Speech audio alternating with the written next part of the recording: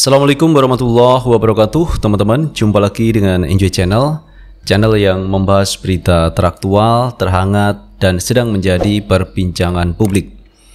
Sahabat Enjoy Channel, kali ini yang akan kita bahas masih mengenai kasus tembak-menembak antar polisi, yaitu Brigadir J dan Barada E yang menewaskan Brigadir J. Dan ini menyedot perhatian publik, teman-teman, karena di dalam kasus ini ada beberapa kejanggalan yang mesti dijawab oleh pihak terkait.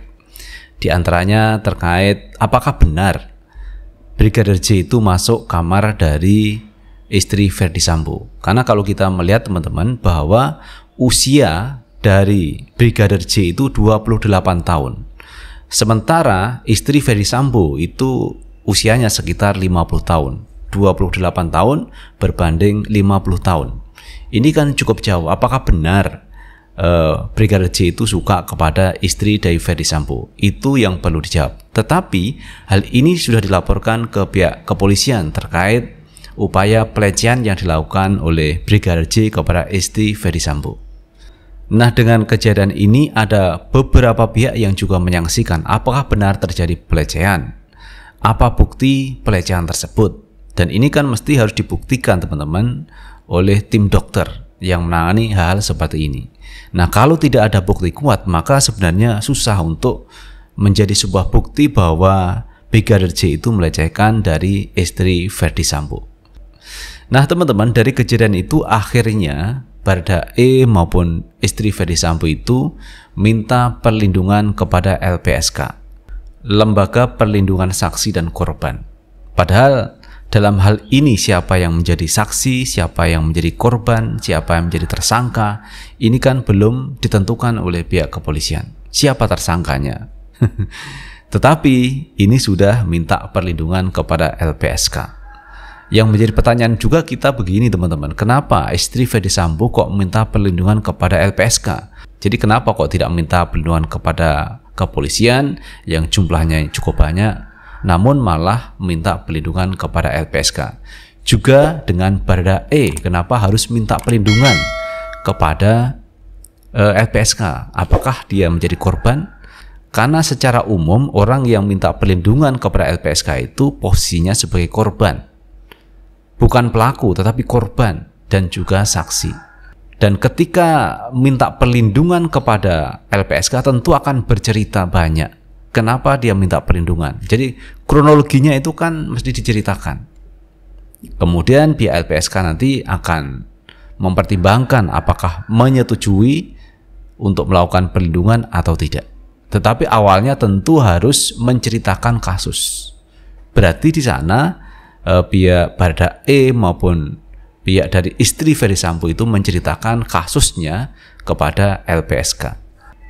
Nah, teman-teman, terkait itu semua, ini ada pendapat dari pakar psikologi forensik terkait minta perlindungan kepada LPSK. Karena sekali lagi, yang minta perlindungan itu adalah saksi atau korban. Apakah mereka saksi ataukah mereka korban terkait kasus ini? Nah, teman-teman, terkait itu semua, coba kita baca beritanya. Kita ambil berita dari jpnn.com. Barada E minta perlindungan LPSK. Reza Indragiri mengatakan, lalu pelakunya siapa? Padahal kalau kita lihat beritanya bahwa yang menembak itu adalah Barada E. Nah, orang yang melakukan penembakan dan yang ditembak itu mati, berarti yang menjadi korbannya adalah yang mati, kan?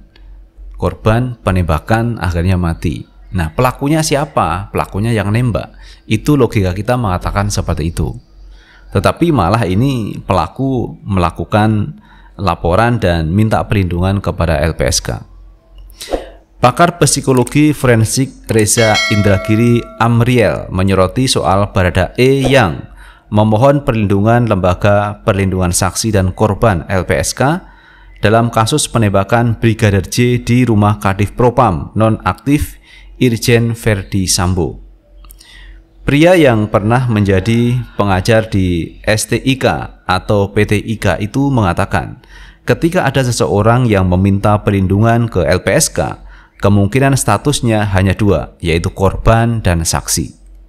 Lalu pelakunya siapa? kata penyandang gelar M. Crime dari Universitas of Melbourne, Australia itu kepada JPNN pada Rabu 20 Juli 2022 malam.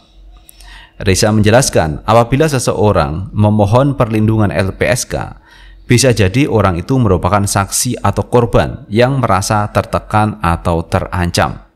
Walau tetap perlu dicek apakah setiap pemohon benar-benar korban atau saksi, ataukah orang yang sedang memainkan, sebutlah strategi ironi viktimisasi, pelaku yang kemudian berlagak kayaknya sebagai korban, ujar Reza.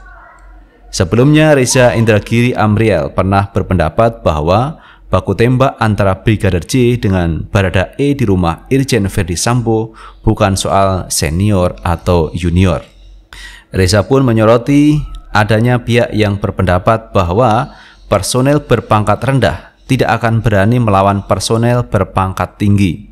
Asumsi itu kemungkinan muncul lantaran Baradae merupakan juniornya Brigadir J secara kepangkatan di Polri. Reza dalam analisisnya menyebutkan kalimat itu mengindikasikan adanya kesadaran yang memungkinkan bekerjanya rasionalitas yang memungkinkan satu pihak menilai pihak lain dan situasi yang dia hadapi.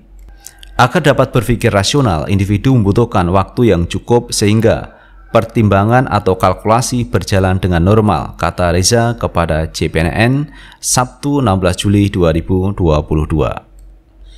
Nah, itu teman-teman terkait pakar psikologi forensik yaitu Pak Indragiri, Reza Indragiri, menilai terkait orang yang lapor ke LPSK itu ada dua. Yang pertama saksi atau korban, atau orang itu melakukan viktimisasi seolah-olah menjadi korban padahal dia pelaku. Jadi ini sebuah analisa yang cukup rasional yang disampaikan oleh pakar forensik, teman-teman. Karena sampai saat ini kita menjadi bingung, teman-teman, siapa yang korban, siapa yang pelaku. Kalau keterangan dari pihak kepolisian di awal, teman-teman, ini mengatakan bahwa Baradae itu adalah membela diri karena ditembak oleh Brigadir J. Nah, karena membela diri maka dia menembak Brigadir J. Ada 5 tembakan yang masuk semua ke Brigadir J. Jadi dalam hal ini kan berarti yang menyerang pertama adalah Brigadir J, menembak Baradae, tetapi tembakannya meleset kena tembok. Kemudian ada tembak menembak yang kita lihat bahwa peluru dari Brigadir J itu nyasar terus, teman-teman. Jadi tidak tepat sasaran. Padahal katanya, teman-teman, Brigadir J itu adalah penembak jitu. Tetapi kenapa tembakannya kok tidak satu pun mengenai Baradae? Ini kan menjadi pertanyaan juga, teman-teman. Jadi kejanggalan-kejanggalan seperti itu akhirnya menimbulkan persepsi yang macam-macam di publik. Menduga-duga apa yang sebenarnya terjadi dalam kasus ini. Benarkah Brigadir J itu melakukan pelecehan kepada istri Verdi Sambo atau seperti apa? Maka yang terpenting adalah data dari autopsi itu, teman-teman. Jadi autopsi yang pertama yang dilakukan dokter itu sebenarnya yang menjadi acuan. Tetapi autopsi yang dilakukan justru menambah kegaduhan publik, sehingga publik bertanya-tanya karena di dalam luka, di lukanya Brigadir J itu katanya ada sayatan, ada di mata, ada di kaki. Kenapa terjadi seperti itu? Apakah pelurunya itu nyerempet terus sehingga tidak langsung mengenai sasaran? Ini kan juga bertanya-tanya. Kemudian ada jarinya yang patah, informasinya seperti itu.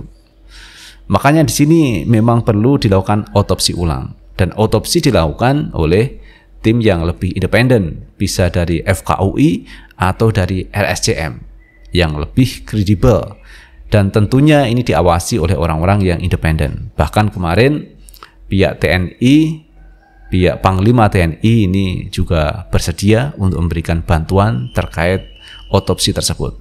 Apakah nanti menyuruh dokter dari pihak TNI atau mengawasi terkait otopsi tersebut. Intinya dari pihak TNI siap melakukan atau ikut berpartisipasi dalam penanganan dari jenazah Brigadir J itu. Nah, itu teman-teman yang bisa kita bahas kali ini terkait Brigadir J yang tewas tertembak yang katanya diduga oleh tembakan Baradae. yang sampai hari ini menimbulkan spekulasi dan duga-dugaan, maka hal ini harus dilakukan dengan seksama penyidikan dan penyelidikan agar terang suatu peristiwa. Dan kemarin juga disampaikan oleh Pak Jokowi bahwa hal ini harus dibuka seterang-terangnya. Jangan ada keraguan di masyarakat terkait kasus ini. Dan ini adalah pertaruhan institusi Polri. Bagaimana Polri bisa bekerja secara proporsional, secara profesional, sehingga akan terang suatu peristiwa. Jadi tujuan dari penyidikan dan penyelidikan itu adalah untuk membuat terang suatu peristiwa. Jadi jangan akhirnya menjadi polemik, kemudian kejanggalan-kejanggalan yang tidak menjadi terang suatu peristiwa. Jadi tujuan penyidikan adalah untuk terangnya suatu peristiwa. Dan inilah harapan dari warga masyarakat Indonesia agar bisa terang kasus ini dan mengetahui siapa sebenarnya yang melakukan penembakan terhadap Brigadir J. Itu teman-teman yang bisa kita bahas kali ini, dan terima kasih telah menonton video ini. Jangan lupa tetap like, subscribe, share, dan komen di channel ini agar kita bisa membangun channel ini menjadi lebih baik lagi. Sukses selalu. Assalamualaikum warahmatullahi wabarakatuh.